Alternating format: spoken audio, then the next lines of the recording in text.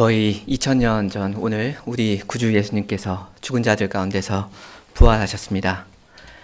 이때 주님께서는 지극히 영화로운 영광스러운 몸을 가지고 다시 살아나셨는데, 이 그리스도를 믿는 우리 그리스도인들은 바로 그러한 몸을 입고 영원히 살게 될 겁니다. 그 소망을 품고 오늘 말씀을 함께 살펴보려고 합니다.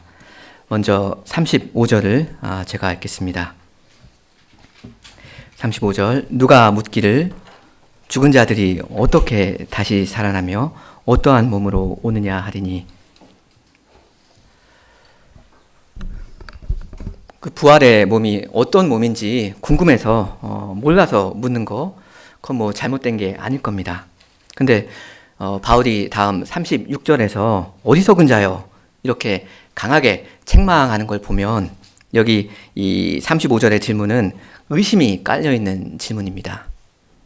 아니, 시체들이 도대체 어떻게 다시 일으킴을 받을 수 있다는 말이냐, 설명을 좀 해보시오, 이런 식입니다. 근데 여러분은 이 질문에 공감이 좀 되십니까?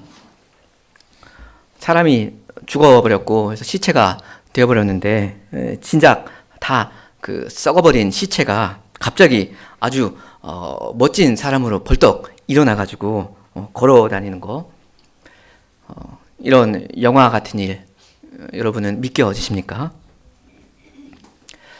믿으셔야 됩니다. 안 그러면 어리석은 겁니다. 여기 36절에 어리석은 자여 하지 않습니까? 36절, 어리석은 자여, 내가 뿌리는 씨가 죽지 않으면 살아나지 못하겠고. 부활의 생명, 그 육신의 부활을 의심하는 걸 바울이 지금 어리석다고 말하는 이유는, 그게 원래는 너무나도 간단한 거니까 그렇습니다. 뭐 나무나 꽃 이런 걸 보면 얼마든지 쉽게 알 수 있는 그런 간단한 걸, 그런 걸 갖다가 자꾸 아니라고 하니까, 그러니까 어리석다고 하는 겁니다. 무슨 뭐 대단한 심오한 철학적인 설명이 필요가 없습니다. 아니, 너 씨 뿌려 본 적 있지 않느냐? 씨를 뿌리면 그 씨가 죽어버리고 뭐 없어져 버리지만 나중에 보면 그 다시 나무로 살아나는 거 아니냐? 그거 알지 않느냐? 근데 왜 부활은 못 믿는 거냐 합니다. 죽음이라는 게 오히려 생명의 시작이 될 수도 있다는 거죠.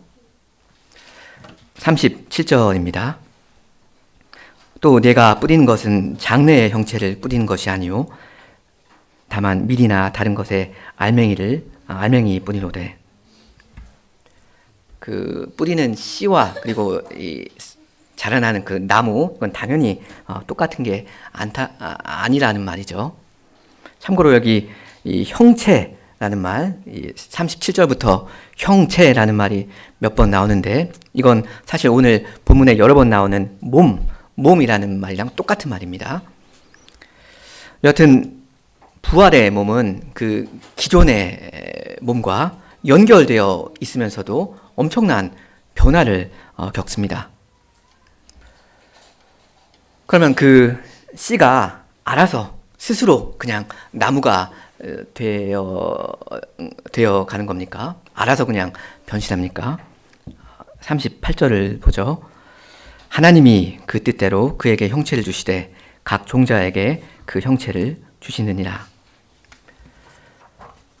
그 자그마한 씨가 나무가 될 수 있는 거, 그건 하나님께서 그 분의 뜻대로 그 씨한테 형체를, 그러니까 몸을 주시기 때문입니다.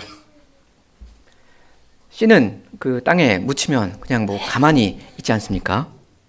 근데 전능하신 하나님께는 어떤 뜻이 있어서 그 씨에 새로운 몸을 입혀주시고, 그래서 새로운 생명으로 일어나게 해주십니다. 하나님께서 그렇게 하십니다. 여기 38절 하반절에 각 종자에게 그것의 형체를, 그러니까 그 몸을 주신다 하는데, 이게 무슨 뜻인지 39절을 봅니다.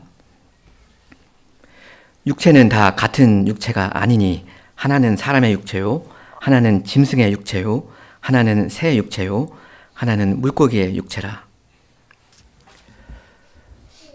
육체, 그러니까 몸에는 여러 가지 종류가 있다, 뭐 이런 뜻이죠. 지금 네 가지 종류를 이야기하는데 사실 크게 보면 두 가지입니다. 두 개의 그룹입니다. 일단 사람의 육체가 있고요. 그 다음에 땅, 하늘, 바다에 있는 이 동물들의 육체가 있습니다.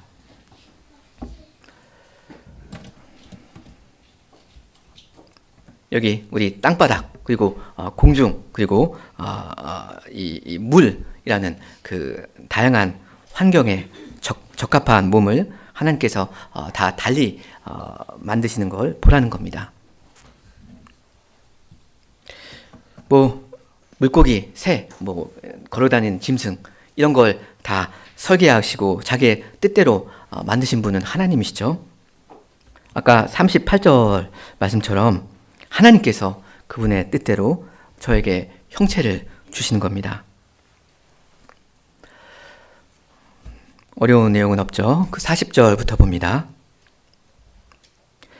하늘에 속한 형체도 있고 땅에 속한 형체도 있으나 하늘에 속한 것에 영광이 따로 있고 땅에 속한 것에 영광이 따로 있으니 해의 영광이 다르고 달의 영광이 다르며 별의 영광도 다른데 별과 별의 영광이 다르도다.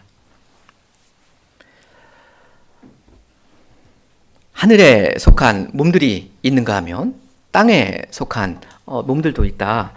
이렇게 사도는 말씀합니다.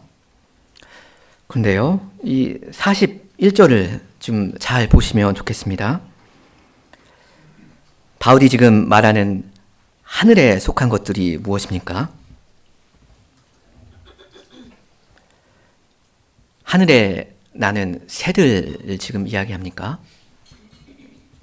아니죠. 41절에 해와 달과 별들을 이야기합니다. 지금 여기 41절에서 바울이 하늘에 있다 하면서 이야기하는 거, 갑자기 이야기하는 건 짐승, 새, 물고기 이런 동물과는 아예 전혀 다른 카테고리에 있는 그 천체입니다. 그 우주에 속한 몸들입니다. 근데 여러분 이게 좀 의외다 싶지 않습니까? 무슨 말인가 하면요. 이 39절에서 바울이 아까 네 가지 몸을 이야기했었죠. 네 가지 몸을 이야기한 다음에 그 다음 40절에서 하늘에 속한 몸도 있고 땅에 속한 몸도 있다 합니다. 구분을 한 거죠. 하늘, 땅. 그 다음에 40절 하반절에서는 하늘에 속한 몸의 영광이 따로 있고 땅에 속한 몸의 영광이 따로 있다 하면서 이 둘을 지금 대조하고 있죠. 그렇죠? 근데 하늘에 속한 몸 이야기는 바울 사도가 이미 아까 39절에서 했었습니다. 뭐였습니까? 하늘에 속한 몸 39절에서 뭐였죠? 새들이죠. 새입니다. 그러니까 하늘에 속한 몸과 이 땅에 속한 몸을 대조하면서 바울은 하늘의 새들을 이야기하면 됩니다. 그렇죠? 이미 하늘의 새를 이야기했으니까요. 쭉 그렇게 하면 자연스럽게 이어질 겁니다. 근데 그렇게 안 합니다. 왜 그럴까? 왜 갑자기 우주에 있는 천체를 이야기하는 걸까? 좀 궁금해지죠? 아마도 사도가 생각하기에 이 땅에 있는 동물들을 고작 하늘에 있는 새들과 비교하는 것 가지고는 자기가 지금 말하고 싶은 이 하늘과 땅의 그 간격을 표현하는데 너무나 부족한 겁니다. 뭐 새들이 아무리 높이 날아봤자 몇백 미터 혹은 몇 킬로미터 이 정도 상공을 날지 않습니까? 그러니까 말하자면 낮은 하늘이라고 할 수 있는데 이 새들이 차지하고 있는 이 낮은 하늘 이거를 땅과 대조하자니 바울은 양이 안 차는 겁니다. 그래서 바울은 이 하늘 위에 있는 하늘, 그러니까 우주 공간을 하늘로서 갑자기 이야기합니다. 그러면서 이 새들이 마치 땅에 있는 것처럼 이야기합니다. 40절을 잘 생각해 보면 그림이 그렇게 됩니다. 39절에서 그 네 가지 여러 가지 이제 하늘, 바다, 땅에 있는 여러 가지 몸들을 이야기했죠. 그 다음에 40절이 있고 그 다음에 41절에서 그 여러 가지 그 천체들 이야기하지 않습니까? 사람과 짐승과 물고기와 새 몸, 이건 다 땅에 속한 몸입니다. 40절이 그 이야기입니다. 하늘에 속한 형체도 있고 땅에 속한 형체도 있으나 하면서 이야기하는 거예요.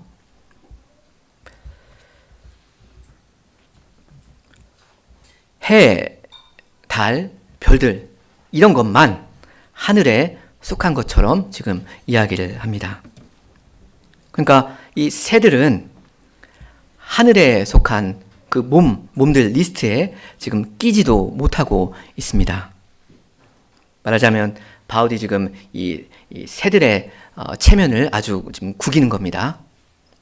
새들이 굉장히 이 바울의 말을 들으면 섭섭해 할 것 같습니다. 아니, 우리도 하늘을, 이래봬도 하늘을 나는 몸들인데, 아니, 왜 우리가 하늘에 없는 것처럼 이야기하십니까? 왜 우리가 땅에 있는 것처럼 그렇게 40절에서 구분을 하십니까? 할 겁니다. 그러면 이 하늘, 그러니까 우주에 속한 몸들이 땅에 속해 있는 몸들과 다른 점이 무엇인가 할 때, 그건 40절 하반절에 있는 말씀대로 그 차이점은 영광입니다. 40절 하반절, 하늘에 속한 것, 그러니까 해, 달, 별이죠. 하늘에 속한 것에 영광이 따로 있고, 땅에 속한 것, 짐승, 물고기, 새죠. 이 땅에 속한 것에 영광이 따로 있다, 다르다 하는 말입니다. 하늘과 땅의 결정적인 차이가 무엇입니까? 영광입니다. 영광. 광채입니다. 여러분 그 해나 달이나 그 별들 보면 얼마나 밝아요. 그 빛을 발하지 않습니까? 말 그대로 아주 그 영광스럽습니다. 그 광이 빛을 이야기하는 거잖아요. 영광스럽습니다. 새를 포함한 이 땅에 있는 피조물, 이것들의 영광보다 절대적으로 더 영광스럽습니다. 이렇게 사도는 죽은 자들의 부활을 이야기하면서 우리의 시선을 점점 더 높은 하늘로 향하게 만들고 있습니다. 그리고 이제 42절부터는 본격적으로 부활 이야기를 하는데 우리 42절과 43절을 같이 읽으면 좋겠습니다. 42, 43절. 죽은 자의 부활도 그와 같으니 썩을 것으로 심고 썩지 아니할 것으로 다시 살아나며 욕된 것으로 심고 영광스러운 것으로 다시 살아나며 약한 것으로 심고 강한 것으로 다시 살아나며. 지금까지 바울은 지금 두 가지 말하자면 비유를 들어서 이야기를 했죠. 첫 번째는 뭐였죠? 씨가 죽으면 아주 업그레이드된 몸으로 다시 살아난다 이거였고요. 두 번째는 뭐였습니까? 하늘에 속한 몸은 땅에 속한 몸보다 절대적으로 더 영광스럽다 하는 거였습니다. 이제 이 두 가지 그림을 가지고 바울은 42절부터 죽은 자의 부활도 그와 같으니 하면서 실제 사람의 부활을 이야기합니다. 자, 여기 42절 하반절부터 잘 보시면 썩을 것으로 심고 썩지 아니할 것으로 다시 살며 하는 식으로 무엇으로 심고 무엇으로 다시 산다 이런 말이 계속 나옵니다. 그 42절 하반절부터 쭉 나오죠. 먼저 1번은 썩을 것으로 심고 썩지 않을 것으로 다시 살아난다 하고요. 그리고 2번은 욕된 것으로 심고 영광스러운 것으로 다시 살아난다 하고, 3번은 약한 것으로 심고 강한 것으로 다시 살아난다 합니다.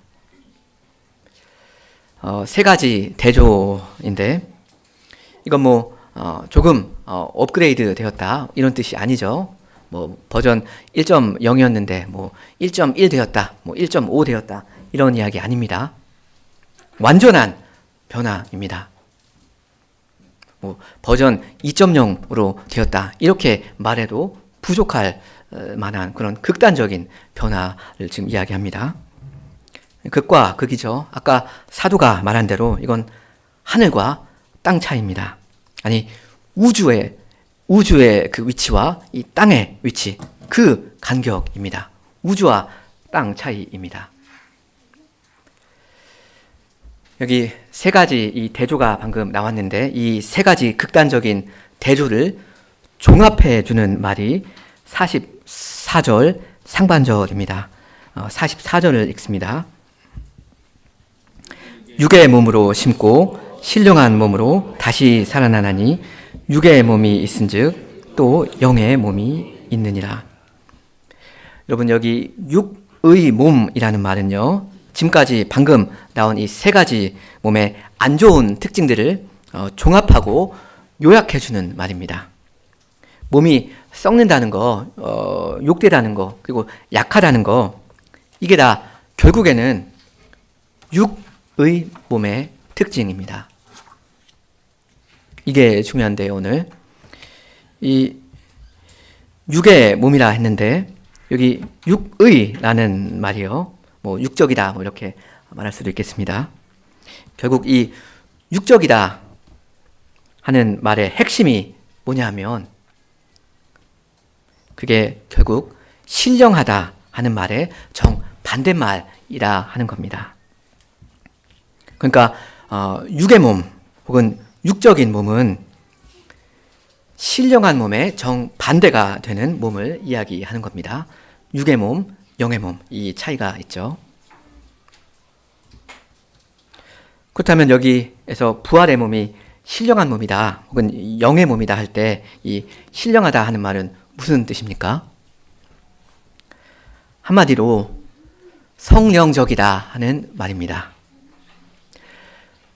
이건 뭔가 영적이고 뭔가 그 신성한 느낌이 있다 이런 말이 아니고요. 무슨 유령처럼 안 보이는 그런 이상한 몸이라는 말은 당연히 더더욱 아니고요. 이건 제 3위 되신 성령님께서 완전히 지배하신다 하는 그런 말입니다. 그러니까 여기 44절의 신령한 몸 혹은 영의 몸은 성신께서 강력하게 역사하셔서 활동하게 하시는 그러한 몸입니다. 말하자면 성신적인 몸입니다. 그러니까 부활의 몸의 핵심이 뭐냐면 그건 성령적인 몸이다 하는 겁니다. 절대 썩지 않고 영광스럽고 강한 이 부활의 몸은 성령적인 몸입니다. 잠깐 42절로 좀 돌아가서 보고 싶은데 42절을 제가 다시 읽겠습니다. 죽은 자들의 들입니다. 죽은 자들의 부활도 이와 같으니 썩을 것, 여기서 썩을 것은 단수입니다. 썩을 것으로 심기고 썩지 아니할 것으로 일으킴을 받는다. 여기 무언가 하나가 심기고 그 다음 일으킴을 받는다는 말인데 뭐가 심기다는 말입니까? 주어가 뭡니까? 바울은 사실 말을 안 하고 있습니다. 지금 이 42절에 주어를 바울이 모호하게 좀 남겨뒀습니다. 좀 더 생각을 하라는 뜻이겠죠. 여러분 생각에는 이 심기고 일으킴을 받는 그것 하나, 그것이 무엇이겠습니까? 이 질문을 좀 안고서 일단은 45절을 보겠습니다. 우리 45절 같이 읽겠습니다.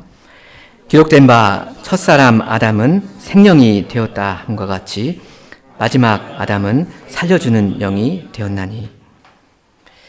이 45절이 오늘 본문의 핵심인데요. 45절은 44절을 설명해 주고 있습니다. 45절, 이건 44절을 설명해 주는 말입니다. 아까 44절에서 육의 몸으로 심고 신령한 몸으로 부활한다 했는데, 이 사실을 지금 45절이 설명해 주고 있는 겁니다. 먼저 45절의 번역을 꼭 수정할 필요가 있겠습니다. 잘 보시면 여기 45절에 두 영이 나오지 않습니까? 생영, 이게 뭐 산영이니까, 그리고 살려주는 영, 이렇게 두 가지 영이 나오는데, 사실은 이 두 가지 영이 원래는 같은 단어가 아닙니다. 같은 단어인 것처럼 좀 오해하게 번역을 해 놓았는데, 오히려 정반대의 말입니다. 그러니까 이 대조를 이 맥락에서 제대로 이해하려면 이 생령에서 그 영이라는 말을 육으로 고쳐야 됩니다. 뭐 살아있는 육, 뭐 이런 말입니다. 그래서 혹시 여러분 뭐 연필이나 이런 거 있으시면, 할 수 있으면 이 생령의 그 영을 그 육으로 고치시면 좋겠습니다. 기록된 바 첫사람 아담은 살아있는 육이 되었다, 이렇게 번역을 해야지 바울이 지금 여기서 뭘 말하려는 건지 그게 제대로 드러나겠습니다.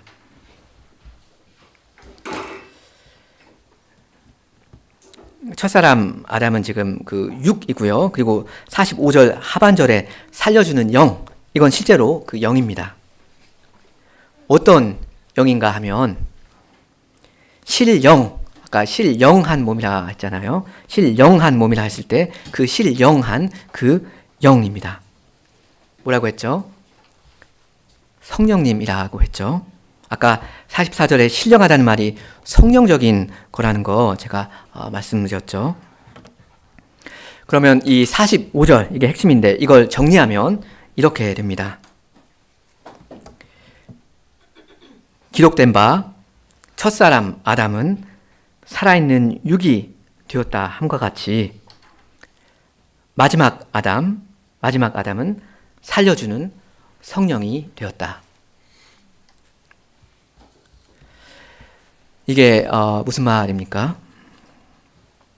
45절 상반절은 일단 분명히 우리의 시조 첫사람 아담을 말하고 있죠. 하나님께서 첫사람한테 첫 생명을 주신 그 장면, 그 창세기 2장 7절의 인용입니다. 그 첫사람 아담이 하나님께 그 생명을 받아서 처음으로 살아있는 육체가 되었다 하는 말입니다.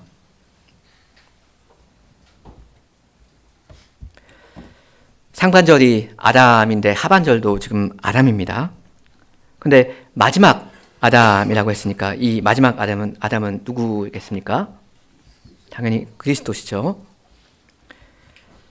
분명히 지금 여기 45절 하반절에서 바울은 그리스도를 이야기하고 있는데, 특별히 아담으로서의 그리스도, 그러니까 사람으로서의 그리스도를 이야기하고 있는 겁니다. 그러니까 하나님의 영원하신 아드님, 하나님이신 그 그리스도를 이야기한다기보다는 사람으로서의 그리스도를 지금 말하는 겁니다. 그래서 그리스도는 아담이다, 이렇게 말을 하는 겁니다. 아까 전에 제가 질문을 하나 드리고 답은 안 드렸는데 혹시 생각나십니까? 그 42절 이하에서 정확히 뭐가 심기고 뭐가 일으킴을 받는 거냐고 제가 아까 여쭈었습니다. 42절 하반절, 이걸 직역하면 무언가가 썩을 것으로 심기고 썩지 않을 것으로 일으킴을 받는다 했는데, 바울은 여기서 주어를 생략했다 했습니다. 그럼 주어가 뭡니까? 정확히 무엇이 심기고 무엇이 일으킴을 받는 겁니까? 물론 몸입니다. 일단은 몸입니다. 몸이 심기고 몸이 일으킴을 받는다. 당연히 이 말이죠. 근데 누구의 몸입니까? 신자들의 몸입니까? 그리스도인들의 몸을 지금 여기서 이야기하는 겁니까? 일단은 아닙니다. 이게 일단 단수로 되어 있고요. 이건 그리스도의 몸입니다. 특히 아담이신 그리스도의 몸입니다. 42절을 다시 봅니다. 죽은 자들의 부활도 이와 같으니 하면서 이야기하죠. 죽은 자들, 그러니까 신자들의 부활 말하는 겁니다. 우리들의 부활도 이와 같으니 하면서, 근데 이제 42절 하반절부터는 죽은 자들의 부활에 대하여 말해야 되는 사도는 그냥 단수로 해서 어떤 한 사람의 한 몸이 썩을 것으로 심기고 썩지 않을 것으로 일으킴을 받는다, 이렇게 말합니다. 이건 다른 게 아니라 그리스도의 몸이 썩을 것으로 심기고 썩지 않을 것으로 일으킴을 받는다 하는 이 말입니다. 우리 일반적인 신자들의 몸을 당장 말하는 게 아니고요.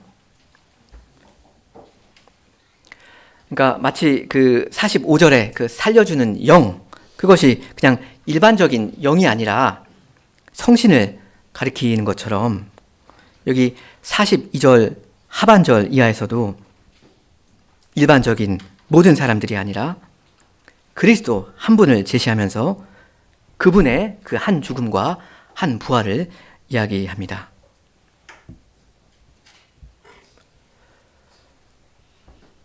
죽은 자들의 부활? 죽은 자들의 부활, 그게 어떤 거냐면 죽은 자들의 부활은 바로 이런 것이다 하면서 한 사람, 마지막 아담이신 그 아담의 그리스도의 역사적인 그 부활을 바울이 이야기하는 겁니다. 그럼 바울은 왜 이렇게 죽은 자들의 부활이 정말 있다 하는 증거로서 오직 그리스도의 부활만을 말하는 겁니까? 왜냐하면 15장 20절, 그 20절의 말씀처럼 그러나 이제 그리스도께서 죽은 자 가운데서 다시 살아나사 잠자는 자들의 첫 열매가 되셨기 때문입니다. 그리스도는 죽은 사람들의 첫 열매입니다. 그리고 21절의 그 하반절 말씀처럼 죽은 자들의 부활도 한 사람으로 말미암습니다. 그러니까 그리스도의 몸은 죽은 자들의 부활의 증거일 뿐만 아니라 그 원인이십니다. 그러니까 이 42절부터의 이 말씀은 예수님의 그 몸이 무덤에 묻힌 그 한 사건을 1차적으로 가리킵니다. 우리 주님께서는 자기의 그 죽음과 부활에 대해서 요한복음 12장 23, 24절에서 이렇게 말씀하신 적이 있습니다. 인자가 영광을 얻을 때가 왔도다.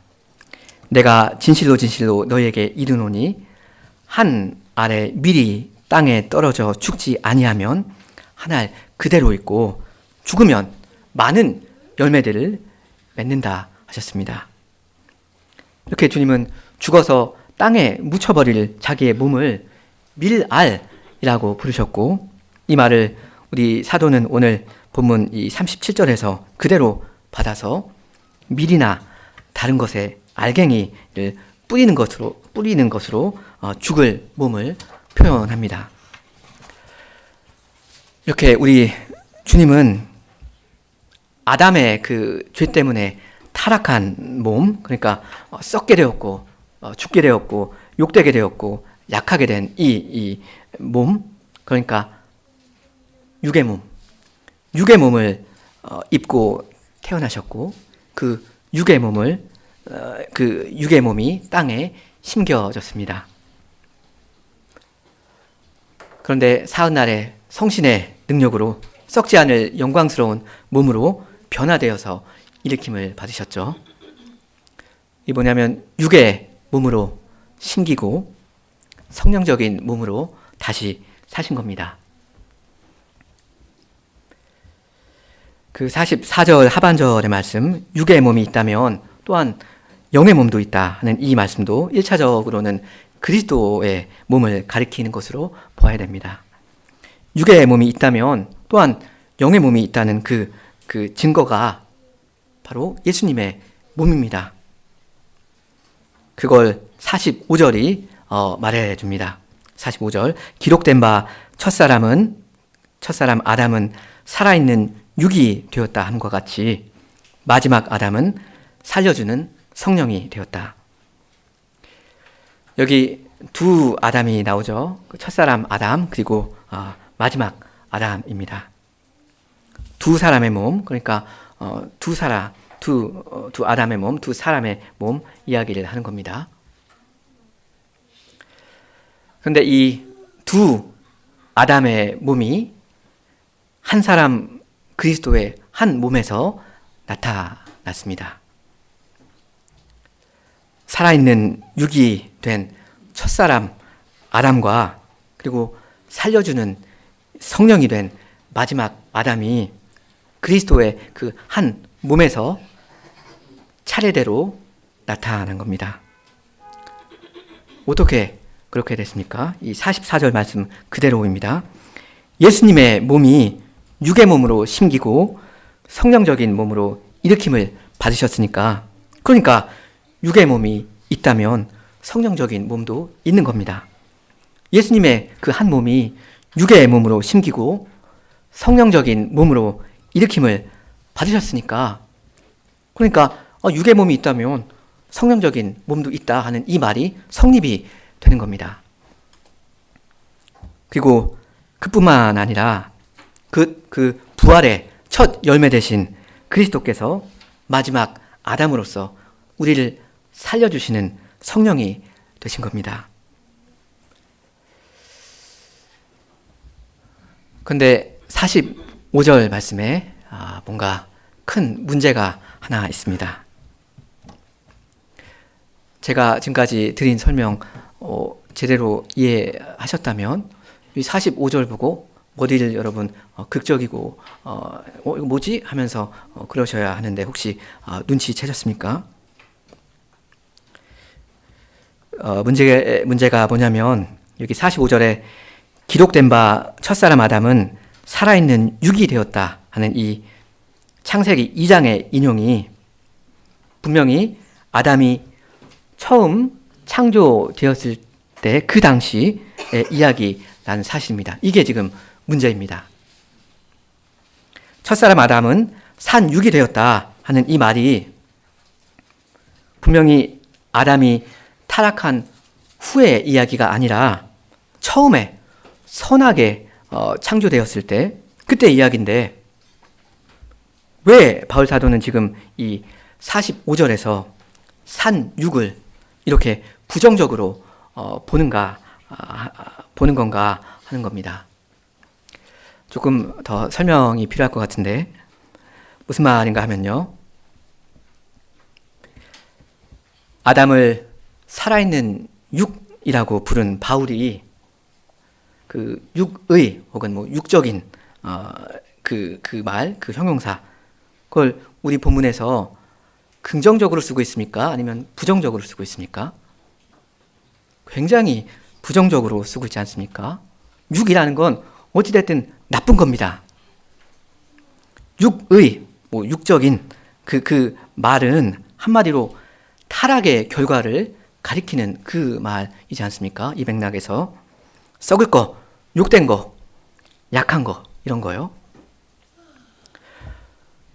근데 바울은 왜 타락하기 이전에 아담한테 썩을 몸, 욕된 몸, 약한 몸이 있었던 것처럼, 마치 그런 것처럼 지금 이야기를 하는 겁니까? 이걸 어떻게 설명하면 좋습니까? 일단은 바울이 첫 창조 때 거기에 죄가 있었다 이런 말을 하는 건 당연히 아니겠습니다. 그럼 이게 뭐냐 할 때 제 생각에 바울이 첫 창조의 상태와 그 타락 이후의 상태, 그러니까 타락 이전의 상태와 타락 이후의 상태를 이렇게 위험할 정도로 근접한 위치에 두는 건, 이렇게 하는 건 부활의 영광이 얼마나 절대적으로 더 찬란한 것인지를 보여주려는 이 본문의 의도 때문인 것 같습니다. 여러분, 여기 45절에서 바울이 부활의 몸의 영광을 대조하는 대상이 뭐죠? 이건 분명히 타락 후의 몸이 아니라 타락 전의 몸입니다. 왜냐하면 이건 지금 창세기 2장을 인용하는 거니까요. 창세기 2장은 타락 이전이잖아요. 타락은 창세기 3장이었으니까요. 첫사람 아담이 산육이 되었을 때 그건 하나님께서 보시기에 심히 좋았더라 하신 대로 너무나도 좋은 상태였지 않습니까? 아무런 때가 묻지 않은 그런 아무 흠이 없었던 그런 때였습니다. 너무나 좋았습니다. 하지만 바울이 지금 강조하는 건 그건 고작 심히 좋았을 뿐이었지 그건 최고는 아니었다 하는 겁니다. 그 첫 창조라는 거 그거 재창조에 비하면 아무것도 아니라 하는 겁니다. 보시기에 심히 좋았더라. 그 최초의 상태, 그리고 최종 완성의 상태, 이 간격이 상상을 초월한다 하는 겁니다. 그래서 그 타락 전에, 그 타락 전 아담의 그 심히 좋았던 상태, 그것과 그 그리스도께서 성취하신 그 완성의 차이를 이렇게 이야기하면서 아담이 타락해버린 그 최악의 상태와 그 부활의 그 영광의 그 차이를 이야기하는데 썼던 그 모든 표현 방식을 그대로 갖다가 여기 45절에 쓰는 겁니다. 재창조된 그 부활의 몸과 이 첫 창조의 몸 사이의 이 간격, 이 간격을 45절에서 극과 극으로 이야기하면서 마치 이 타락 전의 몸과 타락 후의 몸, 이게 이 간격이 50보, 100보인 것처럼 말하는 겁니다. 타락 전의 몸, 타락 후의 몸, 큰 차이 없다. 이렇게 말하는 겁니다.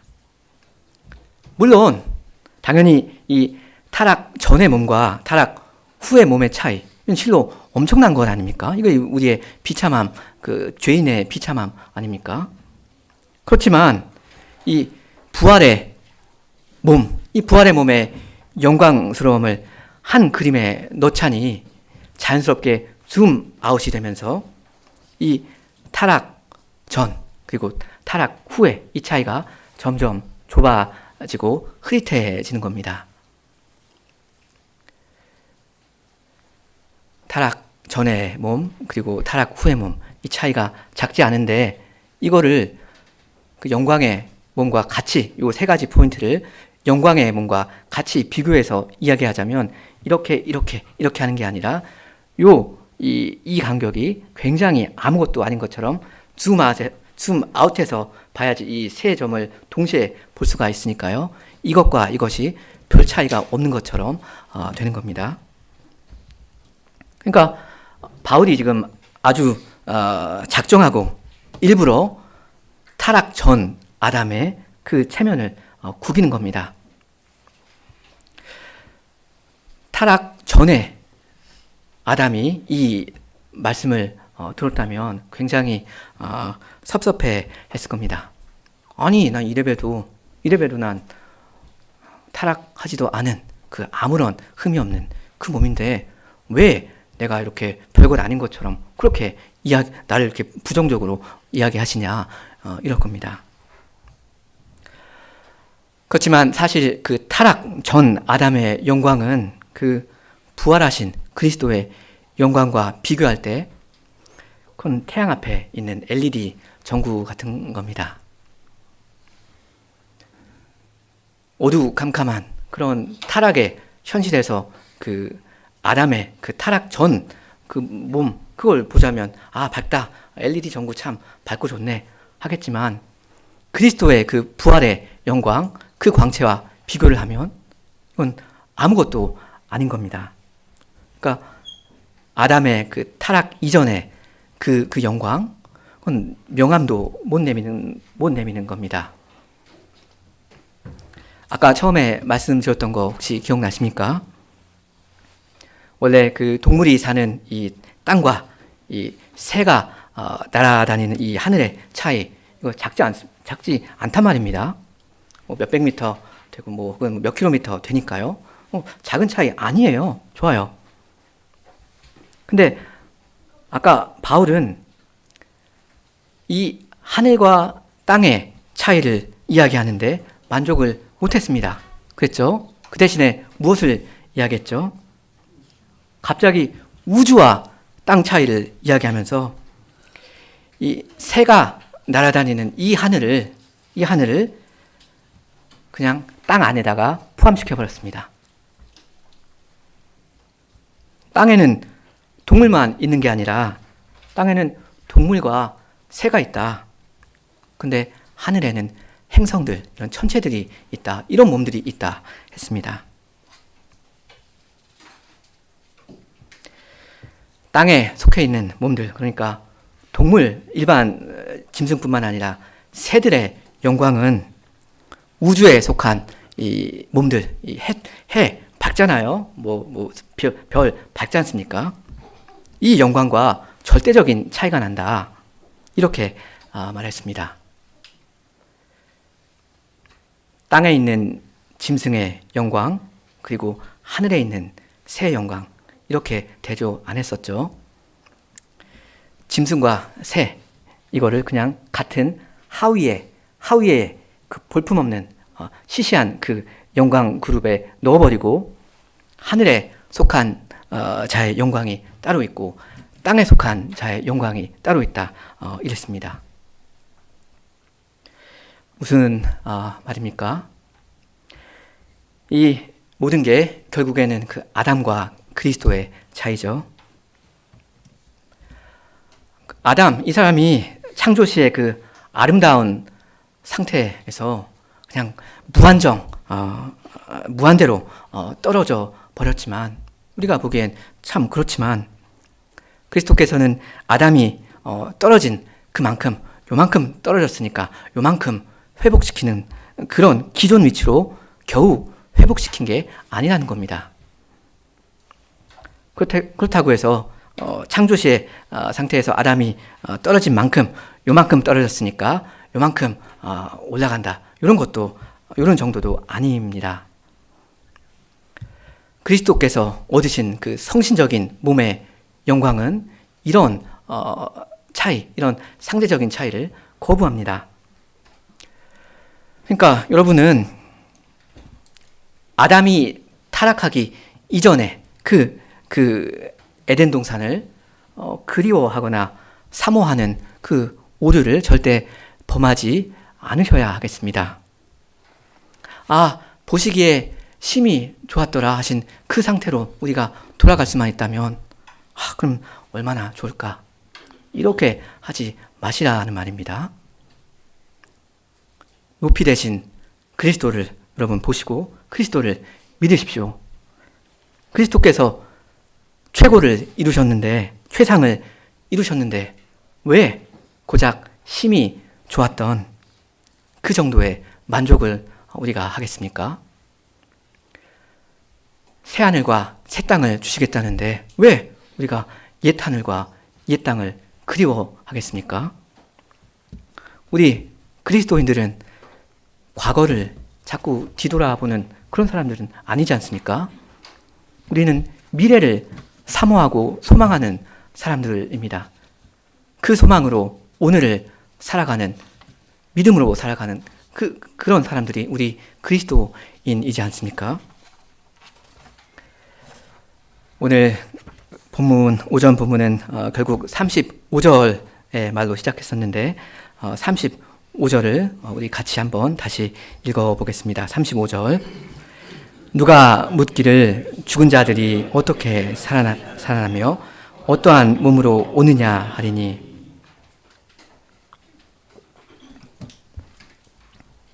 여러분, 이 질문의 답 결국 무엇입니까? 답이 뭡니까? 답은 우리 구주 예수 그리스도이십니다.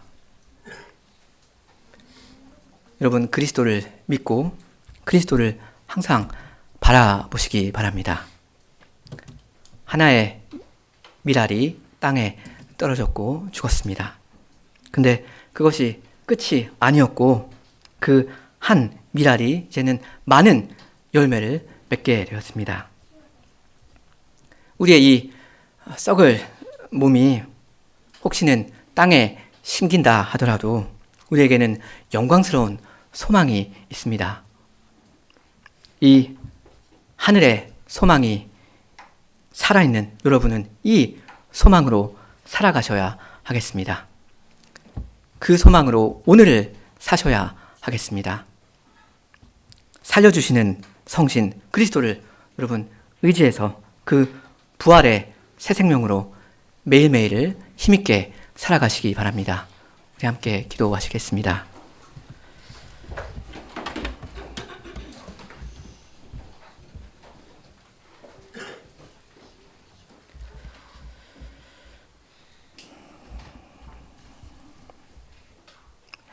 하늘에 계신 우리 아버지,